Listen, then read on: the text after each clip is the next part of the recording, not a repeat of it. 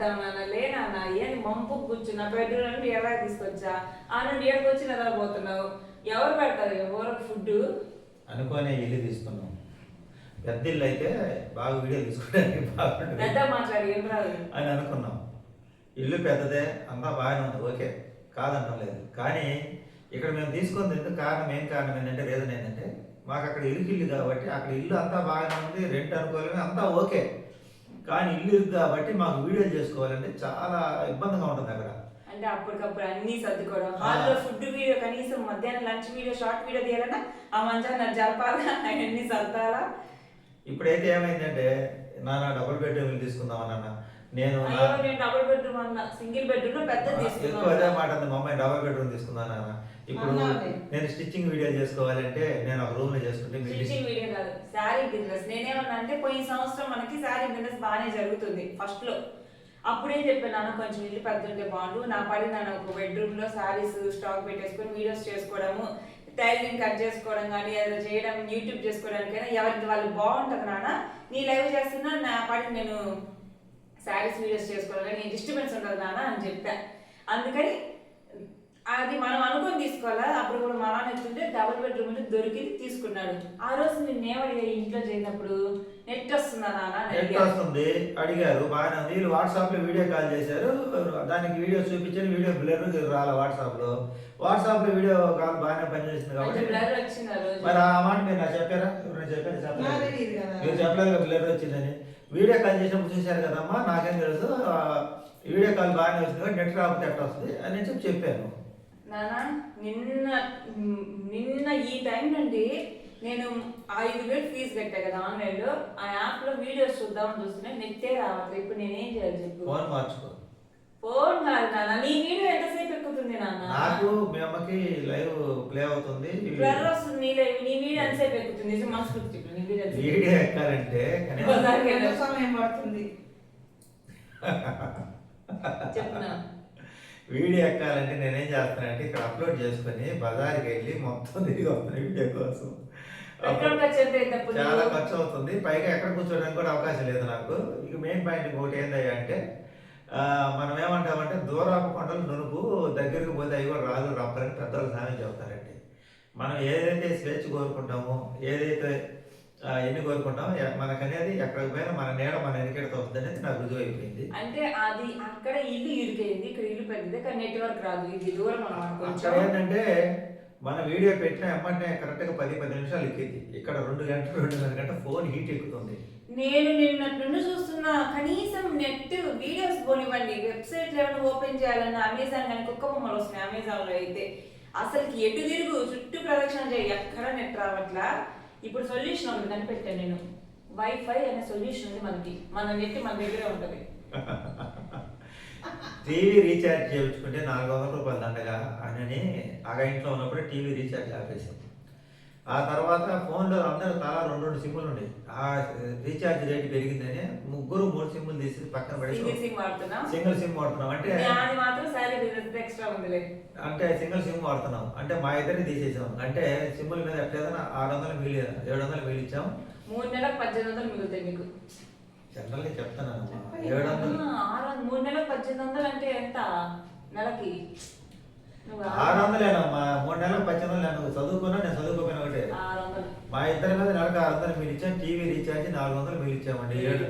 700 ఇలా లెక్కలు రాసుకుంటాను నేను. లెక్కలు రాసుకునే బడ్జెట్ పద్ధతి ఉన్నాయి. నన్ను వీళ్ళు ఏం చెప్పారంటే మనకి పెద్ద ఇల్లు తీసుకుంటే ఈ వీడియోలు బాగా రేజ్ అవుతాయి, ఆ డబ్బులు దీని మీద కలిసి వస్తాయి అన్నారు. ఓకే సరే వీళ్ళు చెప్పినందుకు కాదు ఆ సిచ్యువేషన్ కూడా ఎప్పటి నుంచి అడుగుతున్నారు. మేము అక్కడే సర్దుకుంటున్నాం అనుకోకుండా మాజీ వంట గారు నేను సంవత్సరాలు అక్కడ సర్దుకున్నాము. ఇంకోటి ఏంటంటే ఈ మధ్య కాలంలో ఎన్నో ఇల్లు చూశాడు కాకపోతే ఇది బెస్ట్ కొంచెం అట్లన్నిటికన్నా. నేను ఏమంటానంటే అది కానీ అనుకోని పరిస్థితుల్లో ఇంకా ఉండడానికి అవకాశం లేని పరిస్థితి. మీకు పెయింట్ వేసే సిచ్యువేషన్ ఏమంటే మనం రిపేర్ చేయడం ఇంకా మనకి సామాన్లు అందరి మీద ఎక్కువ ఉన్నాయి. అక్కడ కాన్సెప్ట్ ఏంటంటే మిగతా వాళ్ళందరూ సర్దుకున్నప్పుడు మీరెందుకు సర్దుకోలేరని మిగతా 12 ఇళ్ళకు ప్రశ్నిస్తారు మనల్ని. అలాగే అదే ప్రశ్న ఆ వీధిలో ఉండేవాళ్ళు కూడా మనల్ని వేస్తారు. వాటర్ గార్డు గురించి మనం ఇట్లా సర్దుకోలేమని చెప్తున్నా. ఆ సిచ్యువేషన్లో మేము ఎట్టా బయటపడాల్సిన పరిస్థితి వచ్చింది. అంటే నేను ఇప్పుడు నాకు అదనంగా బయటపడాల్సిన పరిస్థితి వస్తే నేను సింగిల్ బెడ్రూమ్ ఇల్లు చూశానండి. అవి కూడా వెళ్ళగానే ఉండే. ఒక నిమిషం ఇక్కడ ఏంటంటే మీరు కమెంట్ పెడతారని ముందే చెప్తున్నాం. మేమే 12 సంవత్సరాలు అక్కడ ఉంది. ఒక సంవత్సరం ఉండి ఖాళీ చేసి 2 సంవత్సరాలు ఉండి ఖాళీ చేస్తే అనుకోవచ్చు. 12 సంవత్సరాలు అదే ఇంట్లో అలానే ఉన్నాము. ఇంకోటి ఏంటంటే 6,000 ఒక్కందరికి సింగిల్ బెడ్రూమ్ మేము ఖాళీ చేసిన అట్టాటిల్లే చూశాడు మా నాన్న. దాంతో పోల్చుకుంటే ఇది బెస్ట్ అని ఇక్కడ జాయిన్ అయ్యాను. దాంట్లో కబోర్డ్స్ ఏం లేవు. తర్వాత నాకు అర్థం ఏంటంటే దాంట్లో చేరిన తర్వాత మళ్ళీ కొన్ని రోజులకి సింగిల్ బాత్రూమే, మళ్ళీ కొన్ని రోజులకి కబోర్డ్లో పెట్టిస్తారు. మళ్ళీ అక్కడే ఉంటే మనకి మినిమం 2,000 రూపాయలు రెంట్ పెరిగింది కదా అని ఆలోచించాం. పైగా ఈ ఇంట్లో 2 బాత్రూమ్ అలవాటు పడ్డాం కదా, సింగిల్ బాత్రూమ్ అంటే కష్టం. అంటే పాత మేము ఇంతకుముందు ఖాళీ చేసిన ఇల్లు చిన్నదైనా బాత్రూమ్స్ 2 వసతులన్నీ ఉన్నాయి అనమాట. అక్కడక్కడే హాల్ నుంచి ఒక బాత్రూమ్, బెడ్రూమ్ నుంచి ఒక బాత్రూమ్. కానీ నేను చూసిన వేరే ఇల్లు సింగిల్ బెడ్రూమ్ కొద్దిగా వంటగది పెద్దది, కొద్దిగా హాల్ పెద్దది, సేమ్ అంతే ఉంటది, కొద్దిగా పెద్దదిలే. కాకపోతే ఏంటంటే బాత్రూమ్ ఒకటే బాత్రూమ్. అదే మా నాన్నకి ఏమనిపిస్తుంది అంటే ఇప్పుడు మనం ఉన్న ఇంట్లోనే ఉంది అది కూడా, కాబట్టి ఇంకో బాత్రూమ్ తక్కువ, దీనికి 4,000 అయింది, దానికి 6,000 ఒక్కంది, ఇదే బెటర్ లేదు అనుకుని ఉందాం అనుకుంటే ఇంకా లేని పక్షంలో ఉన్నా కానీ అక్కడ వాడికి ఏమైందిలే, ఆయనతో పోల్చుకుంటే ఇదే వేరే మేలు. ఎందుకంటే అది అక్కడ కూడా వైపు పెట్టుకోలేదు, అది కూడా ఊరికి దూరంగా ఉంటుంది ఇల్లు. నేను దాని గురించి అనట్లా, దానికన్నా మనం ఉన్న 4,000 రెంట్ ఇల్లు బెటర్ సెంటర్ లో ఉండేది అని ఉందాం అనుకుంటే ఇంకా లోపల కూడా పెయింట్ వేస్తారని ఇంకా తప్పక వచ్చేసాము. ఇప్పుడు దాంతో పోల్చుకుంటే ఇది బెటర్, అది ఊరికి దూరం, ఇది ఊరికి దూరం. దానికి వైఫై తీసుకోవాలి, దీనికి వైఫై. కాకపోతే మనం మిగిలించుకునే సర్చ్ చేయడం 600 మిగిలించుకుంటాం ఆ ఇంటికి. అయితే ఇప్పుడు వచ్చింది ఏంటంటే నేను వేసుకున్న లెక్కల ప్రకారం మనం ఎన్ని లెక్కలు వేసుకున్నా అయ్యే ఖర్చులు అయితే అవుతాయి. మనం ఏమనుకుంటాం అంటే ఖర్చుని కంట్రోల్ చేయాలనుకుంటాం, కానీ అక్కడే మనం పెద్ద పొరపాటు చేస్తాం. అవసరమైన ఖర్చులని పెట్టుకోవాలండి. ఆ చేయాలనుకున్న ఇంకా పెరుగుతున్నప్పుడు మనకు మానసిక అనవసరమైన ఖర్చు చేసుకోవాలి. నీకేం చెప్పే జాతకంలో శుక్రదశ జరుగుతుంది నాన్న, ఖర్చులు ఉంటాయని చెప్పిందా? నేను ఇంట్లో కూర్చొని బయటికి పోకుండా కూర్చున్నా, సాయంత్రానికి టాబ్లెట్లు తెచ్చుకోవాల్సి వచ్చింది. నిన్న మొన్న ఖర్చు అయింది. సాయంత్రం పూట అట్ట తిరిగి వచ్చినా 800 ఖర్చు చేసుకోవచ్చు నిన్న మొన్న. ఆ వీడియో ఇంట్లో ఎక్కట్లేదని పెట్రోల్ ఖర్చు పెట్టుకుని ఊరంతా తిరిగి ఇంటికి వస్తారు. దానికి పెట్రోల్ ఖర్చు అంత రోజుకి, నువ్వంటే వెళ్తావు, మేమైతే వెళ్ళాలి. ఇకపోతే ఏమనుకున్నా అంటే సరే ఆ ఇంటికి మనకి 2,000 రూపాయలు, 2,600 రూపాయలు ఇంటికి పెరిగినప్పటికీ 2,700 పెరిగినప్పటికీ దాన్ని అంటే ఖాళీ చేయాలనుకున్నాక తీసేది. వేరే ఇంటికి ఈ ఇంటికి 600 రూపాయలు పెరిగినప్పటికి 600 పెరిగింది. ఆ సింగిల్ బెడ్రూమ్కి డబుల్ బెడ్రూమ్కి 600 రూపాయలు పెరిగినప్పటికీ ఆ 600 రూపాయలు పర్లేదు అనుకొని కరెంటు బిల్లు సేవ్ చేసుకోవచ్చు అనుకున్నాను. కరెంటు బిల్లులో ఎప్పుడైతే సేవ్ చేసుకోవాలనుకున్నామో బయట కూర్చున్నాం రాత్రి 10 గంటల దాకా, ఇక్కడ గాలి వద్దంటే చూడండి. ఇప్పుడు కూడా వీడియో తీస్తూ ఫ్యాన్ వేయలేదు, ఏసీ వేసుకోలేదు, అసలు ఎట్లా ఉంది, ఉక్క పోస్తుందా మీకు? పోయట్లేదులే. కరెంటు బిల్లు మేము సేవ్ చేసుకోవాలనుకున్నాం. మేము ముగ్గురు బయట కూర్చున్నాం రాత్రి 10-10:30 దాకా. అంటే లైవ్ పెట్టుకోవాలంటే ఇక్కడ ఇంట్లో రాదు కాబట్టి బయట పెట్టుకుంటాం. కాకపోతే నాకు తెలిసి కరెంటు బిల్లు ఒక 400 సేవ్ అయింది అనుకుంటున్నాను. అక్కడికి తెల్లవారు 10 గంటల నుంచి వేసుకుంటున్నాం కాబట్టి 400-500 సేవ్ అయితే 600 రూపాయలు వైఫై ఖర్చు అవుతుంది. అంటే మనం రెంట్ పెరిగింది కదా, కరెంటు బిల్లు సేవ్ చేసుకోవచ్చు అని మనం అనుకుంటే ఆ ఖర్చు ఈ వైఫై అనేది పెట్టుకోవాల్సి వస్తుంది. దానికి ఇప్పుడు నెలకు 500-600. సరే ఎట్లా మనం ఊరికి చివరిగా ఉంటున్నాము, దూరంగా ఉన్నాం కాబట్టి ఆ వైఫై పెట్టుకుంటే టీవీ కూడా మనం జియో ఛానల్స్ వస్తాయి. చెప్పావు కానీ వైఫై పెట్టిస్తున్నావు లేదా నాన్న? ఇప్పుడు వైఫై పెట్టించుకోవాలంటే మీ అమ్మ నువ్వు నేను ముగ్గురు వేసుకున్నాం ఖర్చు. ఇంటి రెంట్ ఎవరు కడుతున్నారు? నేనే. కరెంట్ బిల్ ఎవరు కడుతున్నారు? నేనే. మరి వైఫై ఎవరు కట్టాలి? నేనే. ఇట్టనే మొత్తం ముగ్గురులో నెల పేమెంట్ ఎవరికి వస్తుంది? ఆవిడ ఏమంటదంటే చెప్పు, ముగ్గురులో నెల పేమెంట్ ఎవరికి వస్తుంది? నెల నాకు వస్తే ముగ్గురు వాడుకోవడం వైఫై ముగ్గురు. నెల పేమెంట్ ఎవరికి వస్తుంది? ఎంతో కొంత వచ్చింది. రావా? మాకు వస్తుందా? 3 నెలలకు ఒకసారి వస్తుంది. 3 నెలలకు వస్తుంది. ఇదే దావుతుంది చెప్తా. పోయిసారి 7 నెలలకు ఒకసారి వస్తుంది. 2 సంవత్సరాలకు ఒకసారి వచ్చింది. ఇప్పుడు పిల్లలు ఏమంటారంటే వాళ్ళ అవసరాన్ని తగ్గట్టు మనల్ని మ్యానిపులేట్ చేస్తారంటే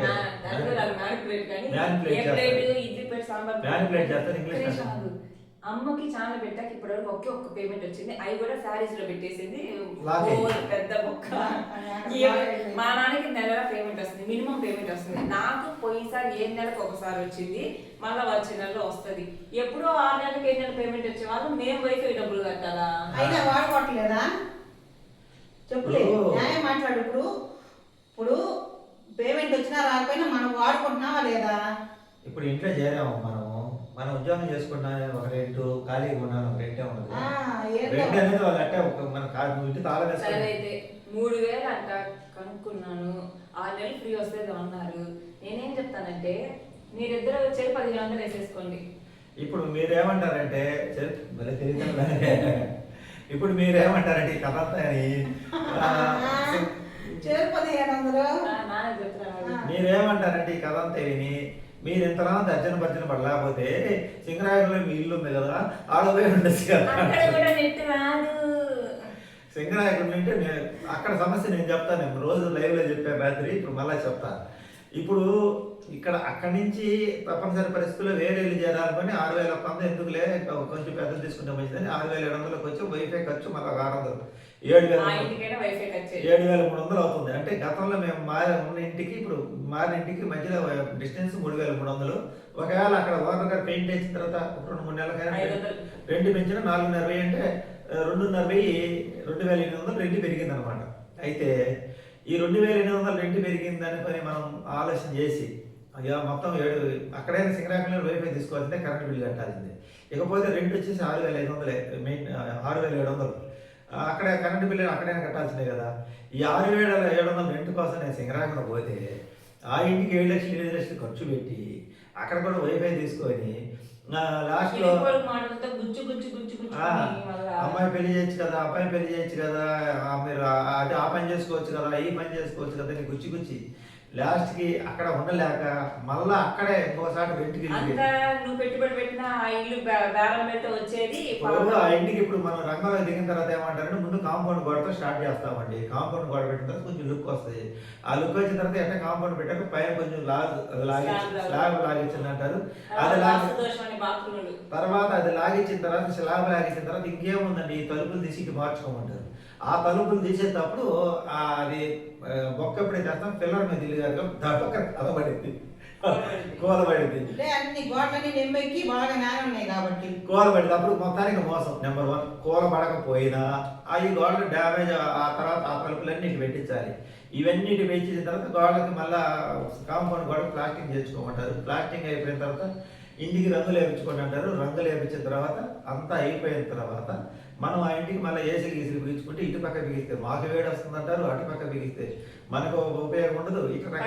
మేము అక్కడ ఉన్న కారణం మా ఇల్లు ఇరుగుపొరుగు వాళ్ళు ఏమంటారంటే మన ఇంట్లో మనం ఎట్లా మనం శుభ్రం చేసుకోకుండా మనం ఉండగలమా, ఆ చెట్టు కొట్టేసుకోకూడదా, ఈ మట్టి ఎత్తేసుకోకూడదా అని మనకే సలహాలు ఇస్తూ ఉంటారు.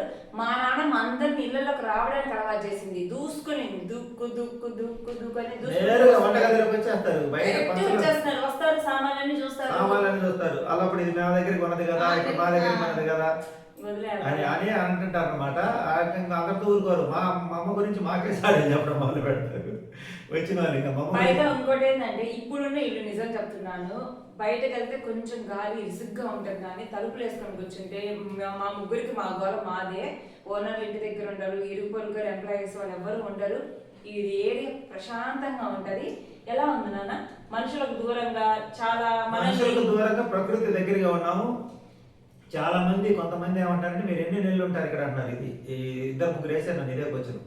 ఎందుకంటే 2-3 అంటే మనకి చెప్పలే, వాళ్ళ పేర్లు చెప్పలే కానీ మామూలుగా జనరల్గా అడిగారు అనమాట, ఎన్ని నెలలు ఉంటారు మీరు అక్కడ అని. అంటే ఎందుకంటే దానికి ఆన్సర్ చెప్పలేదు. అంటే ఊరు చివరి కాబట్టి మీరు ఎక్కువ రోజులు ఉండలేరు, ఎవరు మాట్లాడేవాళ్ళు లేరు అనే ఉద్దేశం మీద అడుగుతున్నారు. లేకపోతే అందుకే ఇక్కడ అంతే కదా. దాని నుంచి మాకైతే అలాంటి ప్రాబ్లమ్స్ ఏం లేవండి. మమ్మల్ని అడుగులు వేసినా ఉంటాం. కాకపోతే మాకు సమస్య ఏంటంటే మమ్మల్ని ఎవరు డిస్టర్బెన్స్ చేయకూడదు. ఇరుగు పొరుగు వారు మమ్మల్ని డిస్టర్బెన్స్ చేయకుండా మా అందరూ మమ్మల్ని వదిలిపెడితే మేము ఎన్ని నెలలైనా ఉండగలం, ఎన్ని సంవత్సరాలైనా ఉండగలం. మాకు సమస్య ఏంటంటే మమ్మల్ని ఎవరైనా డిస్టర్బెన్స్ చేస్తే మేము ఉండలేము. మీకు ఇంకా గతం ఉన్న ఇంటి గురించి పూర్తిగా మేము అన్ని చెప్పట్లా. అంటే ఇంటి గురించి ఓనర్ గురించి కాదు, అది చిన్న ఇల్లు అవ్వడం వల్ల హాల్లోనే తిండి తింటాం కదా. చిన్నపిల్లలు వచ్చిన వాళ్ళు కానీ ఇంకెవరైనా పెద్దలు దబక్కన ఏదైనా పని పడి లోపలికి వస్తే తిని ఆపేయాల్సి వస్తుంది దబక్కన. అంటే వాళ్ళు చాలా మందికి ఏంటంటే మనం తినేటప్పుడు కూడా వచ్చి నుంచుంటారు. అంటే మాకు ఏదో మాట్లాడడం కావాలని కాదు, వాళ్ళకి అది తప్పు అనిపించదు, మనకు కొంచెం బిడింగ్ గా ఉంటుంది అనమాట. తినాల్సింది హాల్లోనే. హాల్లో ఇప్పుడు తింటూ ఉంటామా, వాళ్ళు ఏదో పని మీద వస్తారా, ఇంకా మాట్లాడుతూ ఉంటారు, తినేది ఆపేసాలి. దబక్కన ఎవరైనా కొత్త వ్యక్తులు వచ్చినా అదే హాల్లో అదే ఇబ్బంది అయిపోతుంది. అందుకంటే తినేవాళ్ళు లోపలికి వెళ్ళిపోయేదానికి అవకాశం ఉంది. వాళ్ళు కూర్చోబెట్టి మాట్లాడినా మనం లోపలికి వెళ్ళి తినచ్చు. ఎందుకంటే బెడ్రూమ్ కిచెన్ పక్క పక్కనే కాబట్టి ఆ కిచెన్ ఆ బెడ్రూమ్ లో మనిషి ఇబ్బంది లేకుండా తిరగచ్చు. ఇక్కడ వచ్చి హాల్లో ఎవరు ఆ బెడ్రూమ్ కొంచెం డైనింగ్ కింద కూడా వాడుకోవచ్చు మనం, అక్కడే వంటగది కాబట్టి. ఆ బెడ్రూమ్ ని డైనింగ్ టేబుల్ డైనింగ్ రూమ్ గా వాడుకోవచ్చు. ఎందుకంటే కుకింగ్ చేసుకొని మనుషులు తిరగలేని వాళ్ళు ఉంటారు కదా, ఆడే వచ్చి చక్కగా తినేసి వచ్చేయచ్చు. ఈ హాల్లో కూడా పంచాయతీ పెట్టుకోకుండా. ఇదనమాట. నేను మా ఇంటి సింగరాకులు ఇల్లు కూడా చెప్తాను, మర్చిపోయి. ఇవన్నీ అసలు టాపిక్ మారిపోయింది. 8 లక్షలు 8 లక్షలు 7 లక్షలు 8 లక్షలు పెట్టాలి నేను. ఎందుకంటే మా పక్కన ఇల్లు రీమోడలింగ్ చేశారు. అది పెద్ద ఇల్లు, మా ఇంటి మీద డబల్. వాళ్ళని అడిగితే 22 లక్షలు ఖర్చు అయిందన్నారు. వాళ్ళు ఫర్నిచర్స్ అన్ని కలిపి రీమోడలింగ్ చేపిస్తే 22 లక్షలు ఖర్చు వాళ్ళు పెట్టారు. దాన్ని బట్టి నేను ఎస్టిమేషన్ ఏంటంటే మా ఇల్లు బాగా చేశాను, దాంట్లో మినిమం తగ్గించేసుకున్న 8 లక్షలు కానీ 9 లక్షలు అయింది. అప్పుడు 9 లక్షలు అయ్యే కాడికి ఆ ఇల్లు పడగొట్టి కట్టిస్తే 15 లక్షలు ఇల్లు అయింది. అప్పుడు మళ్ళీ కొత్తగా ఉంటుంది ఇల్లు, ఈ వాస్తులు ఇస్తున్న పోతాయి. నా ఆలోచన ఏంటంటే ఎప్పుడైనా సరే డబ్బులు ఇస్తే పడగొట్టించి 2 ఫ్లాట్లు 2 పోర్షన్లు కట్టించుకుంటే అమ్మాయికి అబ్బాయికి ఇద్దరికి ఉంటుంది ఎప్పటికైనా భవిష్యత్తులో మా తదనంతరం. లేకపోతే అబ్బాయికి ఒకరికి అమ్మాయి లైఫ్ సెట్ అయిపోయినా అబ్బాయికి ఒకరికైనా ఉంటుంది సిచ్యువేషన్ బట్టి. అంటే అమ్మాయికి మీ తర్వాత ఈ మాట ఎందుకు చెప్తున్నా అంటే మీ తర్వాత అమ్మాయి పరిస్థితి అని అంటున్నా. అంటే పెళ్ళయి మంచి భర్త మంచి వస్తే అది ఉండదు. ఒకవేళ ఏదన్నా ఇట్లా నేను ఇప్పుడు ఎందుకు చెప్తాను అంటే కొడుకుకి అన్యాయం చేస్తారు, కొడుకు ఏం అన్యాయం చేయాలంటే కొడుకు నాకు ఇచ్చింది ఏం లేదు, కూతురు నాకు పెద్దగా ఇచ్చింది ఏం లేదు, నాకు తిండి ఖర్చులు కలుస్తుంది. నా ధర్మం ప్రకారం ఏంటంటే నేను వాళ్ళు కరెక్ట్గా లైఫ్ని కరెక్ట్గా సెట్ చేయలేనప్పుడు, దాంట్లో నేను విఫలమైనప్పుడు సెట్ చేయగలిగితే మొత్తం ఉన్నది ఏదైనా ఉంటే నా కొడుకే ఉంటుంది. కానీ అనుకోని పరిస్థితుల వల్ల సెట్ చేయలేకపోతే 2 పిల్లలు ఉంటారండి. 2 ఫ్లాట్లు అయ్యి ఒక ఫ్లాట్లో మా అమ్మాయి అంటే ఒక ఫ్లాట్లో మా అబ్బాయి అంటే మళ్ళీ నాకు పెళ్ళి అయ్యి నేను సెటిల్ అయితే రాదు నాకు అది. మా అమ్మాయికి మ్యారేజ్ చేసి ఆ అమ్మాయి లైఫ్ బాగుంటే మొత్తం మా అబ్బాయికే. నేను ఎప్పుడైతే ఈ లైఫ్ సెట్ చేయలేకపోతానో అక్కడ నేను విఫలమవుతానో ఆ రోజు నేను తీసుకున్న నిర్ణయం ఇదన్నమాట. అది ఎందుకంటే మీరు అంటారు కదా ఎక్కడైనా తిన్నా ఉంటానికి ఒక గూడు ఉండాలి. ఇప్పుడు మేము ఇక్కడ ఉన్నా కానీ మాకు ఎక్కడోసారి ఇల్లు ఉందని ఆ ధైర్యం అనమాట. అంటే ఏది లేకపోతే పట్టకట్టుకొని బయట ఉండొచ్చు అని అందుకు ఆ ఇల్లు ఉంచుకున్నాను అనమాట. అది మా అమ్మ నాకు ఇచ్చిన, మా అమ్మ నాకు లాస్ట్లో చెప్పిన మాట పడేది. ఇది ఈ వైఫై గురించి వచ్చి ఇంత టాపిక్ వచ్చింది. సింగరేణి గురించి నేను సింపుల్ గా చెప్పేది ఏంటంటే ఆ ఇల్లు పడగొట్టాలన్నా డబ్బులు ఖర్చే, దాన్ని రిపేర్ చేయించాలని డబ్బులు ఖర్చే, ఎన్ని చేయించినా అది నలిజామా అందరి చుట్టూ మా జనాలే మా ఊళ్ళు అనమాట. వాళ్ళ మధ్యలో ఉండలేము. ఈ ఆయన మిట్ట అని చెప్తారు. మాకు అవి అసలు నచ్చనే నచ్చవు. ఇక్కడ ఏంటంటే అద్దెలైనా సరే చుట్టూ పక్షులు చెట్లు తప్ప ఏ గోళ మాకు లేదు. మా గోళ మాకే. అయినప్పటికీ తప్పనిసరి పరిస్థితుల్లో ఉండాల్సి కాబట్టి ఒకవేళ పోయినసారి కరోనా వచ్చినప్పుడు ఆ ఇల్లే దేవాలయం అయింది మాకు. ఆ ఇల్లు కృతజ్ఞత ఎప్పటికీ మాకుంది. సొంత ఇల్లు ఎప్పుడైనా సొంత ఇల్లే. సొంత ఇల్లు అంటే అమ్మ లాంటిది. అనారోగ్యంగా ఉన్నప్పుడు అమ్మ దగ్గరికి వెళ్ళి సేవ చేయించుకుని తిరిగి మళ్ళీ మన సిటీకి వస్తాం చూసారా, అట్లా అన్నమాట. ఆ కరోనా టైంలో మాకు నేర్పిన గుణపాఠం ఏంటంటే మన సొంత ఇల్లు అనేది ఉండాలి. ఆ టైంలో మన జోలికి ఎవరు రాదు కదా. ఆడపిల్ల అత్తగారింటికి వచ్చి రోజు వంటలు చేసుకుంటే ఆ కుటుంబాన్ని చూసుకుంటది. బాగలేనప్పుడు పుట్టింటికి వెళ్ళి రెస్ట్ తీసుకుని మళ్ళీ వస్తుంది. అలాగా ఇల్లు అట్టాడనమాట ఇల్లు. ఇక మా అక్కడ నెట్రాదు ఇక్కడ నెట్రాదు. అది కాదమ్మా, ఇప్పుడు మీ నాన్న పుట్టి పెరిగింది ఇక్కడ కాబట్టి అందుకేంటంటే ఇంక వాళ్ళు చేసిన ఆయన కుటుంబం మొత్తం ఇక్కడ కాబట్టి ఇక్కడ నుంచి కొంచెం పోవడానికి కష్టంగా ఉంటది. ఇక్కడ అలవాటు పడి మనిషి అంటాక ఎవరెక్కడ పుట్టారో అక్కడే ఉండాలనుకుంటారు. కానీ చేతిలో డబ్బు అనేది ఉండాక ఎవరు ఎక్కడైనా ఉండొచ్చు. కానీ మన చేతిలో ఏం లేదు. అంత దైవ నిర్ణయం. ఈ ఇల్లు కూడా దైవ నిర్ణయమే. మన రుణానుబంధం అంటే ఎవరు ఎక్కడ ఉండారో తెలియదు. ఇప్పుడు నేను తోటకు ఒకటి చెప్తానండి, మనం ఇక్కడే ఉండాలని ఎన్ని నెలలు ఉండాలని రాసి పెడితే అన్ని నెలలు ఉంటాం. అంటే వాళ్ళకి రుణం ఉంటాం కదా మనం. రుణానుబంధ రూపేణ పశుపతి సుతానామా ఏదో అంటారు, నాకు అది కూడా తెలియదు. మనం అసలు ఎందుకు వచ్చామో ఇక్కడికి అసలు మాకు అసలు ఐడియా లేదు అసలు ఇటు వస్తామని. ఎక్కడ పుట్టానో ఆ పరిసర ప్రాంతాల్లో ఉన్నా ఇంతకుముందు, ఇప్పుడు వరకు ఆ ఏరియాలో వరకే ఉన్నాను నేను. కానీ అది పరిధి దాటి వచ్చేసాను నేను. ఎడంగా వచ్చేసాము.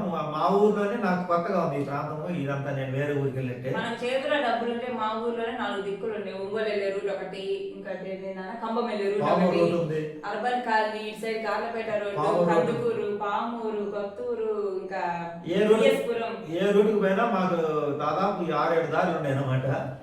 మా ఊర్లో మా జ్ఞాపకాలు మర్చిపోయి మా ఊర్లోనే వేరే ఊర్లో ఉన్నట్టుగా జీవించవచ్చు. అంటే మా ఊరు పట్టణం కూడా ఇంచుమించుగా 10 కిలోమీటర్లు ఉందండి. ఎటు కూడా విస్తరించి అంటే 10 కిలోమీటర్లు, దాదాపు 8 కిలోమీటర్లు, 7 కిలోమీటర్లు, 8 కిలోమీటర్లు ఉంది. ఈ 8 కిలోమీటర్లు ఏ మూలకు పోయినా మున్సిపాలిటీ పరిధి 8-10 కిలోమీటర్లు దాకా ఉంది. 10 కిలోమీటర్లు ఏ పక్కకు పోయినా మేము కొత్తగానే ఉంటాం.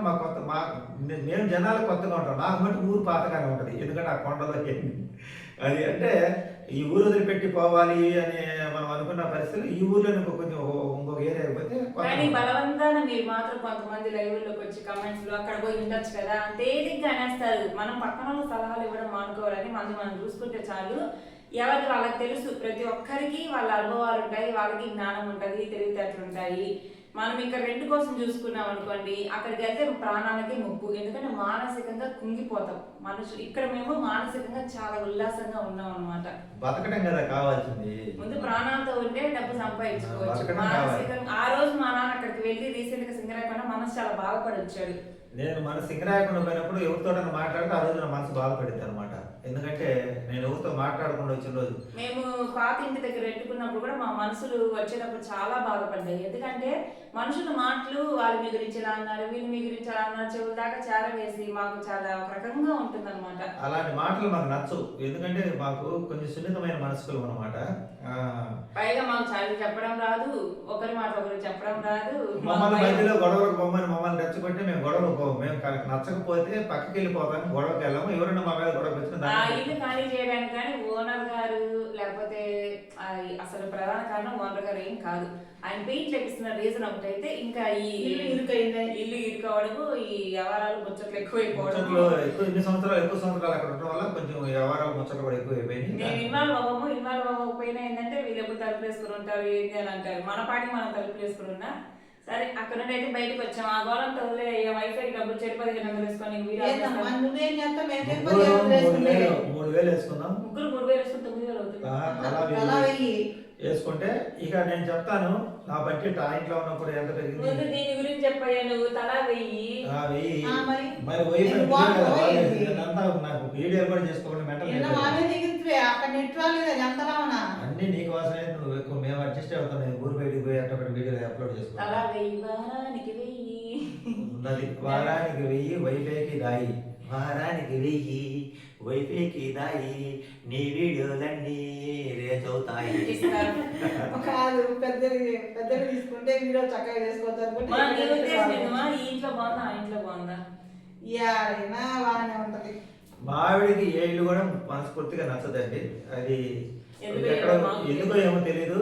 ఎక్కడికి పోయినా ఏంటైనా ఏదో ఆగదు, చెప్తాను భలే ఉంటుంది. చెప్తారు. ఆమెను మెప్పించాలంటే మన వల్ల చెప్పనే కాదు, ఈ జన్మకు సరిపోదు అనమాట. కాకపోతే ఆమెను ఒప్పించగలం కానీ మెప్పించలేము. ఇది ఈ రోజు వీడియో నచ్చితే లైక్ చేయండి, సపోర్ట్ చేయండి. మా మా ఛానల్. లైవ్ లో ఏందో వీడియో జిల్లా కొడుతుంది. ఆగు, ఇటు తిరుగు. తలా వెయ్యి అంట, మరి చూద్దాం చివరికి నా ఇద్దరు కూడా ఒక వెయ్యి అంటే. మరి నీకు ఆడుకుంటా ఓరకొత్తదమ్మా. మరి నీకు సరే వీడియో లెంత్ ఎక్కువైపోయింది. వీడియో నచ్చితే లైక్ చేయండి, దయచేసి అర్థం చేసుకొని కమెంట్స్ చేయండి. Thank you for watching. మా సబ్స్క్రైబర్స్ మీ అభిమాన ప్రేమ ఇలాగే ఉండాలి. ఎంతో మంది లైవ్ లో, మా నాన్న లైవ్ లో బాబాయ్ అంటూ ఇంకోటి అంటూ ప్రేమగా అభిమానంగా అన్న అంటూ వదిన అంటూ పలకరించి మీరు వీళ్ళకి చాలా ధైర్యాన్ని ఇస్తున్నారు, చాలా అలా ప్రేమని ధైర్యం పంచుతున్నారు. మీ అందరికి ఆ భగవంతుని మంచి చేయాలని కోరుకుంటూ, కొంతమంది బ్యాడ్ కామెంట్స్ పడుతున్నారు, మీ మనసు మారాలని కూడా కోరుకుంటున్నాము. Thank you. ఇలాగే మంచి వీడియోలు చేయడానికి మీరు ప్రోత్సహించండి, మాకు కాస్త ఉత్సాహం వస్తుంది. ఇంకేమైనా చెప్పాలని చెప్పేసి ఏం లేదు. మొత్తం 1 గంట అయితే వీడియో.